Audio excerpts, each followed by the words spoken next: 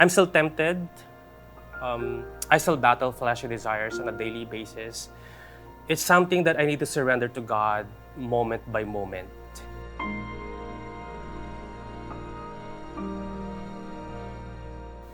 At an early age, I have already noticed that I was drawn to boys more than girls. I also identified with my mom more than my dad. I never had a chance to bond closely with my dad and even with my two brothers. Growing up attending church with my parents, hearing talks about same-sex attractions made me aware that it wasn't God's design for me.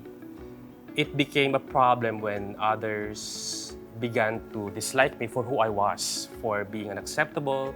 I became ashamed of myself. This prompted me to seek affirmations from homosexual relations.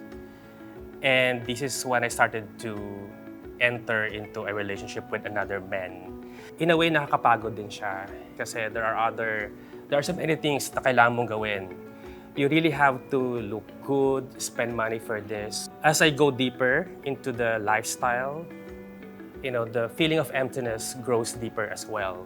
Hindi naman na-fulfill talaga nung mga karelasyon ko yung emptiness sa heart ko. Until one night, I shared my struggle with my former boss. She's also a Christian. And she simply reminded me of the power of the cross and the sacrifice that was done to save me from my sin and for me to have a life everlasting.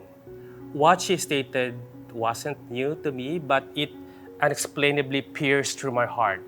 I felt convicted and convinced that night, so I decided to end my relationship. It wasn't an easy decision, but I just felt that the Lord is really want me to do other things. Just when I thought I had it all together, I suddenly lost my job to the point of bankruptcy. I remember crying out to the Lord during the mid-year prayer and fasting. The message that night was about brokenness. The sharer stated that God will allow you to be broken so that you will depend on Him completely, because He can only utilize us to the fullest if we are dependent on Him 100%. In God, my life has been given a fresh start. I have been in this journey for quite a while and I have no regrets. God has shown me that who I am is not dependent on how I feel, but rather on what He says about me in His Word. Currently, I am the servant leader of the Living Free Ministry. This is a group that ministers to men and women struggling with same-sex desires. I'm still tempted. I still battle fleshly desires on a daily basis.